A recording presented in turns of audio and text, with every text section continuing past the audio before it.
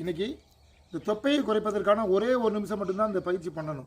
ஒரு ஒரு ஒரு காலுக்கு ஒரு நிமிஷம், இன்னொரு காலுக்கு 2 நிமிஷம் பண்ணுவதற்கான ஒரு பயிற்சிங்கிறங்க. காலை இடது காலை முன்னாடி வச்சுக்கணும், வலது கால் இந்த மாதிரி இருக்கணும். உங்களுடைய 80% வெயிட் இந்த வலது காலில் இருக்கணும். இது சும்மா நிற்கணும். உங்களுடைய கையை இங்கே இருங்க, தொப்புள்கிட்ட வச்சு மூச்சை இழுத்துக்கிட்டே கையை மேலே கொண்டு போனீங்க. அங்கேருந்து 3 தடவை வாயில் ஊதி விடணும். மூச்சை இழுத்துக்கிட்டே மேலே கொண்டு போகணும் தான். 2 3 4 5 6 அவ்வளோதான்.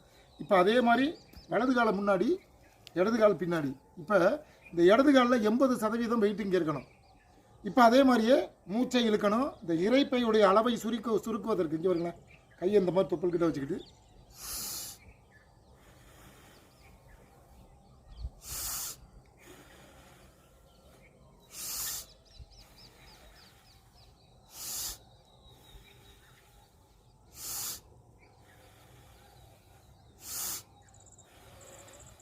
ஆறு தடவை.